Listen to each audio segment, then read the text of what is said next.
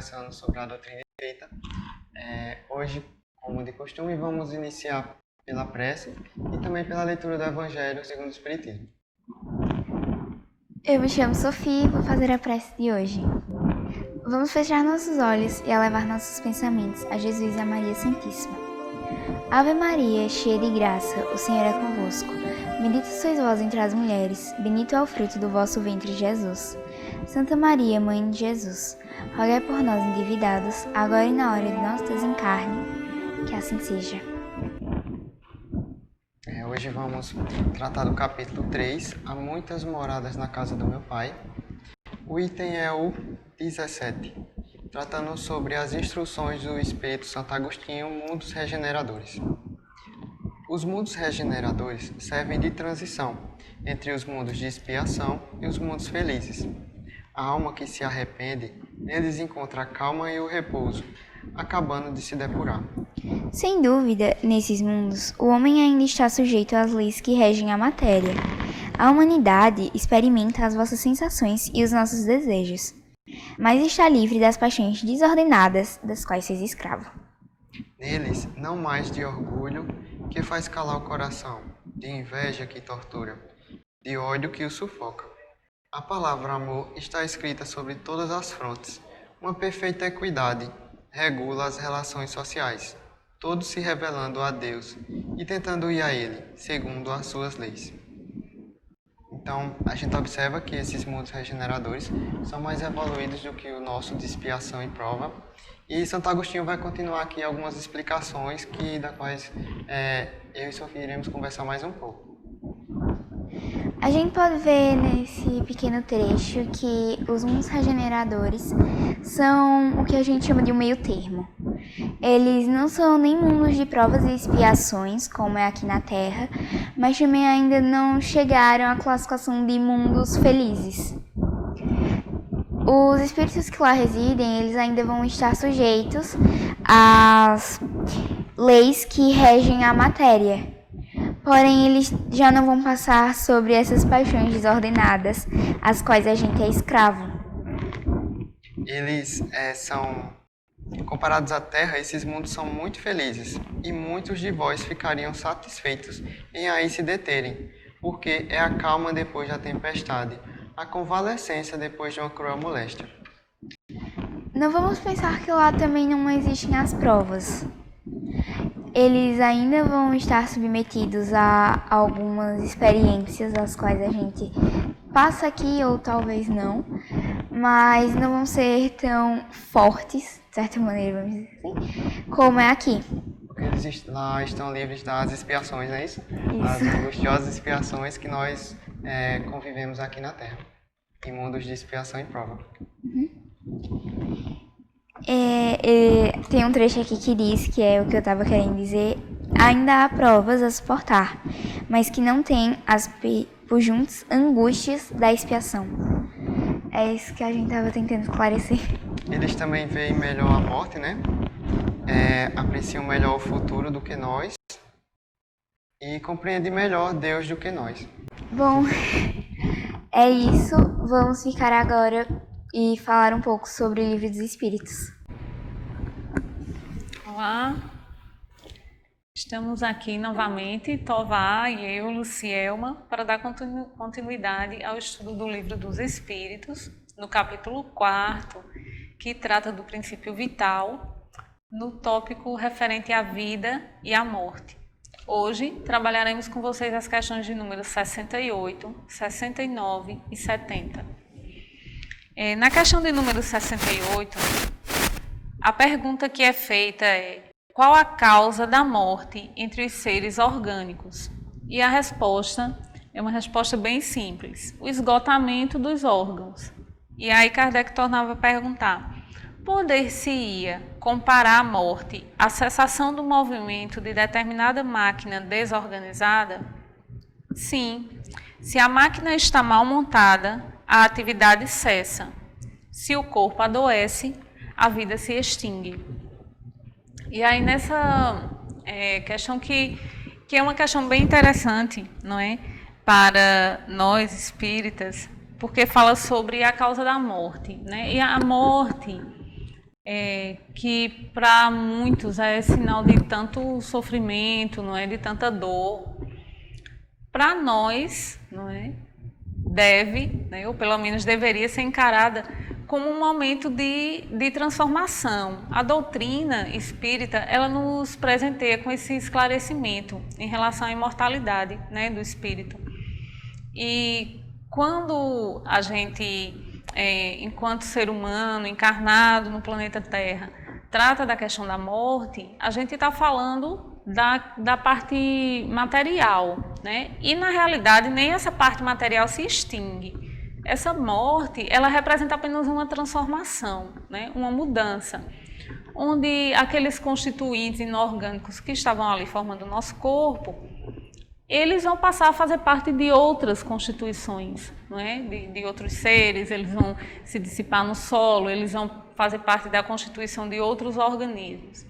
Então, na realidade, o que ocorre é apenas, vamos dizer assim, um rompimento, não sei se seria o termo adequado, né, entre o espírito e o corpo físico, né? E esse corpo físico, que para se formar passou por toda uma construção e uma organização, ele se desorganiza e esses constituintes retornam ao ambiente para fazer parte da constituição de outros seres, né? Então, na realidade, a morte representa uma libertação, né? É uma oportunidade, é uma grande oportunidade. Entendo dessa forma que é a chance que a gente tem de refletir sobre a forma como nós nos comportamos, como nós desempenhamos aquilo com que nós havíamos nos comprometidos antes do reencarne, não é? E aí, quando esse espírito ele se liberta, ele tem uma outra visão sobre como conduziu, né, sua estada aqui naquele período reencarnatório. E, inclusive, se for usar da inteligência, que é um tópico que a gente vai tocar mais adiante, vai constatar aquilo que fez de correto, aquilo que fez de incorreto, né? O que conseguiu cumprir daquelas provas ou expiações que se propôs a encarar e, inclusive, refletir e programar a próxima oportunidade de desenvolvimento. Eu vejo mais ou menos dessa forma, mas Tovar contribua aí e acrescente o que achar importante. Exatamente os dois aspectos que você trouxe, né? É importante nós observarmos que Kardec pergunta da vida orgânica, né? Então, é importante nós percebermos que a vida orgânica a qual se refere é a vida do corpo físico.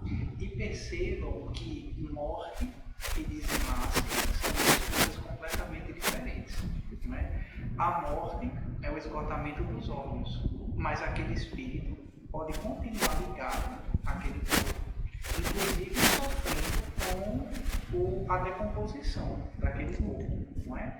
Então, a resposta dos espíritos é estritamente a vida orgânica, e você colocou muito bem, aquele corpo ele vai se decompor e dará origem a outras vidas. Percebam que a energia não é possível de ser destruída, e nós, enquanto espíritos, somos fulcros energéticos. Então, a nossa individualidade ela permanece viva, né? A morte é apenas a cessação da vida orgânica do corpo que nós conhecemos como físico, porque o nosso modelador bioenergético também é vida orgânica. Nós temos os vírus e as bactérias espirituais, que também são vidas orgânicas, e como nós já colocamos em programas anteriores, pedimos a contribuição da ciência na classificação desses reinos, não é? Percebam que Kardec pergunta a respeito do esgotamento dos órgãos. E é esses órgãos aos quais ele se refere aos órgãos do corpo físico. Nós temos o corpo psicossomático, que é aquele corpo que pode nos manter preso ao corpo físico, porque morte e desenlace são duas coisas distintas. A morte é a cessação da vida orgânica do corpo físico, porque o nosso modelador bioenergético também tem vida orgânica, também temos os vírus e as bactérias espirituais, não é? Então, nós observamos que essa resposta ela é estritamente ao corpo físico. Em relação à morte e o desenlace, nós podemos observar que, por exemplo, num acidente aéreo, nós percebemos que, por exemplo, 100 pessoas desencarnaram naquele acidente. E percebemos que o pedido de socorro chega apenas para 70 deles, mas tem 100 desencarnados. E o que acontece com aqueles outros 30 que não serão socorridos imediatamente? Nos dizem os benfeitores espirituais que as ideias desse corpo psicossomático, ainda muito ligado à vida física, mantêm aqueles espíritos ligados àquele corpo. Então eles podem sentir as dores da decomposição, eles podem sentir as dores de um estado cadavélico. Quando nós observamos as entidades espirituais que estão sofrendo desse tipo de histogênese espiritual, como nos diz André Luiz, nós percebemos que eles estão como se estivessem num estado mumificado. A gente observa que os músculos do rosto eles estão expostos, é como se fosse realmente uma múmia, não é? E essa histogênese espiritual gerada pelo tipo de pensamento que aquela criatura tem, porque nós observamos que nos hospitais, por exemplo, quando vai haver um desencarne de alguém que já está com esgotamento de fluido vital, quando a equipe espiritual se aproxima para fazer o desligamento daquela criatura, eles desligam perto do abdômen, aqui próximo ao sistema digestivo, próximo ao plexo cardíaco e próximo ao coronário. Nós observamos que na hora desses desligamentos é como se houvesse o consumo do resto daquele fluido vital. E Kardec já perguntou aos espíritos para onde é que vai o fluido vital. E aí ele diz, retorna ao todo, não é? Então, o fluido vital retorna ao princípio vital, que é onde está a porção do fluido cósmico universal modificado em princípio vital. E é onde também nós aurimos o fluido necessário para a nossa vida junto ao corpo físico. Então, nós temos uma diferença entre desenlace e desencarne, ou seja, morte, não é? E nós percebemos, retornando ao acidente aéreo, que 30 ficaram sem ser socorridos. Eu ressalto o quanto é importante nós fazermos prece pelo anjo de guarda dos nossos parentes desencarnados. É verdade que não deve ser uma preocupação nossa, nos diz Dr. Ricardo, porque tem aquela célebre frase, nos lembra ele, deixai que os mortos cuidem dos mortos. Então nós podemos auxiliar fazendo prece pelo anjo da guarda dos nossos queridos parentes desencarnados, para que, se por acaso algum deles se encontre em tal situação, eles possam ser demovidos dessa monoideia. Eu falei da histogênese espiritual que causa o estado cadavélico pela mudança celular perispiritual devido aos pensamentos negativos que aquela pessoa tem. Então o passo seguinte dessa histogênese espiritual, essa monoideia levado ao extremo, aquela pessoa acaba perdendo a condição perispiritual, a forma perispiritual, e acaba virando um ovoide. Nós observamos que os ovoides são espíritos envolvidos em monoideia, geralmente de vingança, que acabam se aproximando daqueles aos quais eles consideram seus algozes. Percebam que essa simbiose espiritual, também como nos relata André Luiz, não é possível de ser repartida quando a pessoa ainda está encarnada. E essa simbiose espiritual não vai ser externada pelo corpo físico da pessoa. Nós vemos, até pela experiência mediúnica, que não é possível que, por exemplo, ecloda um ferimento que não haja cura e esse ferimento sem cura ele seja atribuído a um ovoide. O ovoide ele não age dessa maneira. A simbiose espiritual ela é feita através do núcleo de pensamento. Não chega a ter envolvimento com o ectoplasma, há um envolvimento com o fluido vital e por isso desencarne mais cedo, porque há um consumo de fluido vital maior. Percebemos nessas situações o quanto é importante fazermos preces por aqueles os quais nós amamos e que desencarnaram de alguma maneira. A situação dos nossos parentes no plano espiritual, elas vão estar diretamente ligadas à condição mental que eles tinham enquanto na Terra. Mas isso, nos diz Dr. Ricardo, que não deve ser um motivo de perturbação para nós. Porque muitas vezes julgamos uma pessoa ser odienta, mas ela simplesmente é agitada. E aquela a qual nós julgamos que não é odienta, ela guarda rancor e quando desencarna acaba tendo problemas de desenlace. Então, é preciso que nós possamos nos asserenar a respeito dos nossos parentes desencarnados e sempre contribuirmos com prece ao anjo da guarda deles. A prece sempre bem-vinda, não é, Tovar? A nós e a todos. Dando continuidade, nós vamos à pergunta de número 69, onde a questão que surge é a seguinte: por que uma lesão do coração, de preferência que a dos outros órgãos, causa a morte? E aí, como resposta, o coração é máquina de vida, mas o coração não é o único órgão em que a lesão causa a morte. Não é mais que uma das peças essenciais.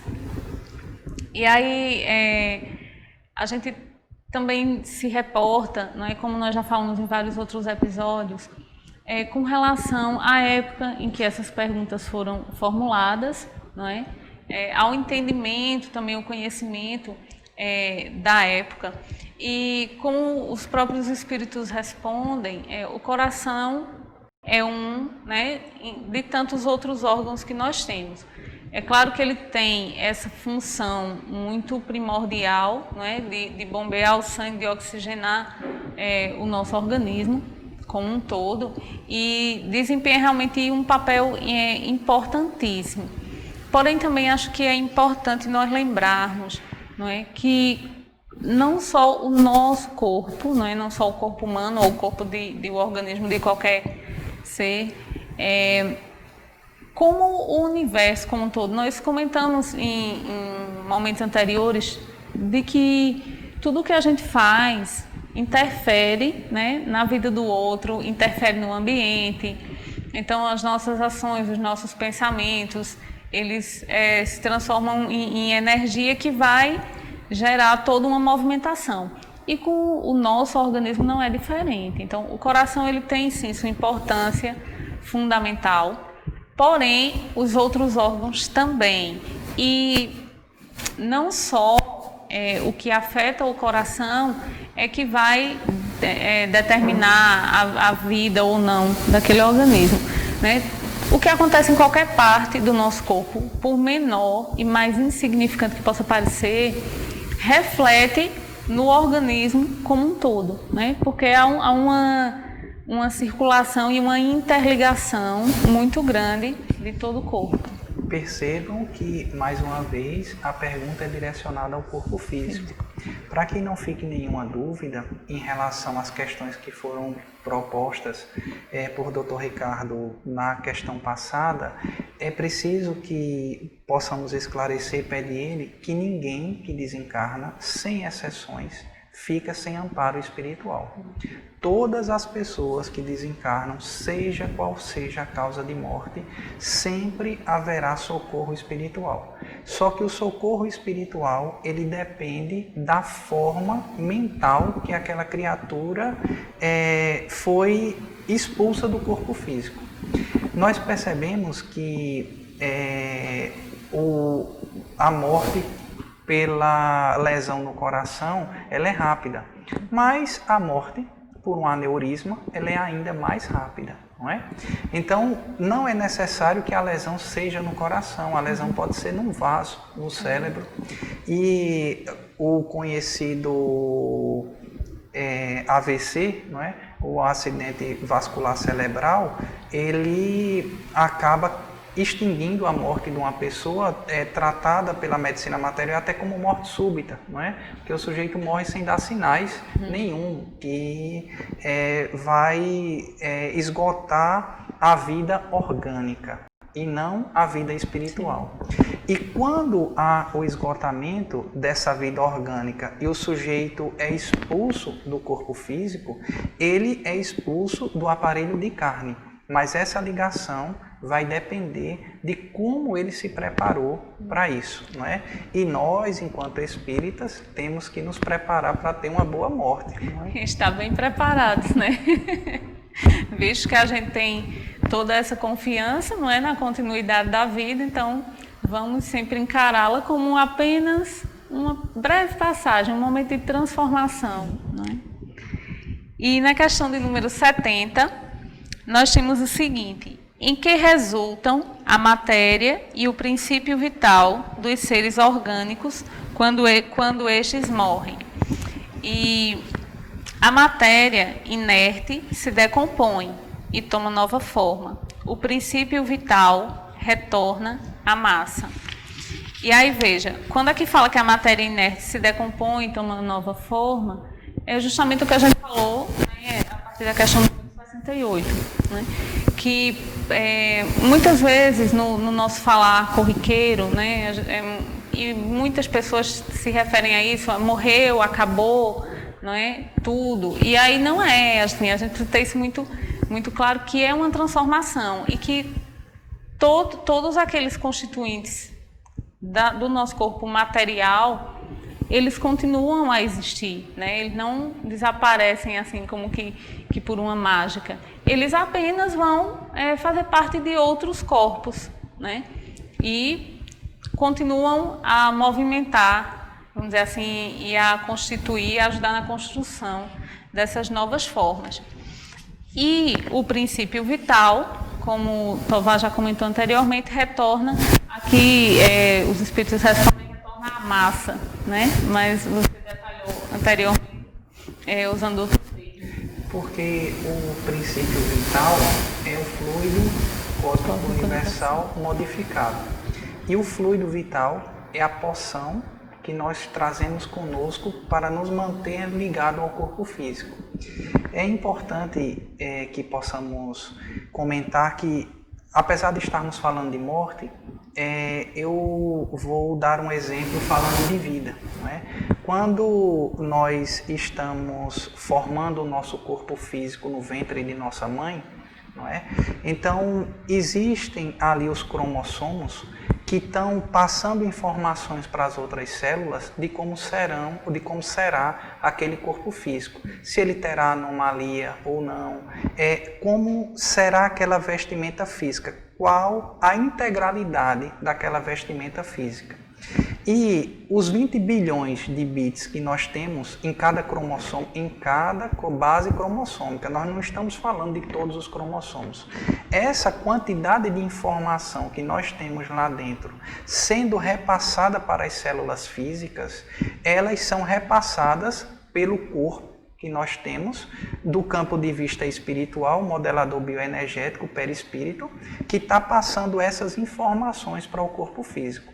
E o fluido vital, ele é importante nesse processo porque o enraizamento, vamos dizer assim, a impregnação das informações do corpo perispiritual para o corpo físico é feito por esse fluido vital nesse período de vida.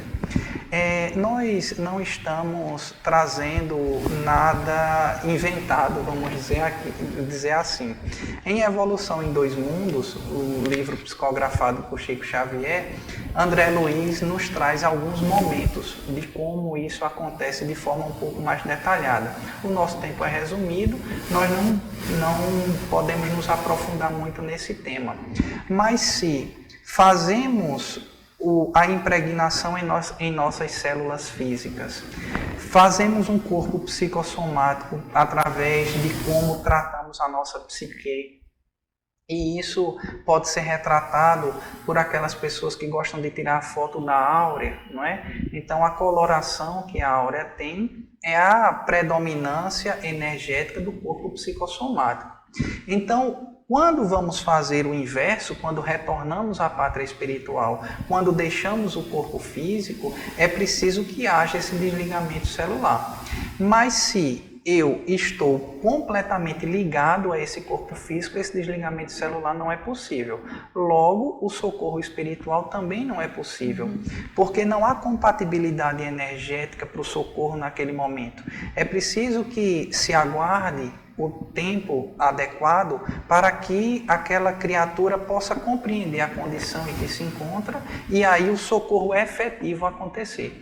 Então pode até demorar um pouco, mas acontecerá sempre. Não há ninguém abandonado no plano espiritual. E é daí que vem aquela máxima, né? Orar e vigiar, né? Para que possa, quando necessário, estar tudo dentro do esperado e do desejável, né? Nós finalizamos, né, o episódio de hoje, lembrando a vocês das nossas redes sociais, né? A nossa página no Facebook e no Instagram Herme Oficial. E pedimos a Tová que faça a prece de encerramento. Eu convido a todos que possamos, em forma de gratidão, fechar os nossos olhos, elevar o nosso pensamento ao alto e rogar ao nosso Criador que possa iluminar as nossas mentes, a fim de que possamos traduzir conhecimento em ferramentas para facilitar a nossa lida diária. Permanece conosco, Pai de misericórdia infinita, hoje e sempre. Que assim seja.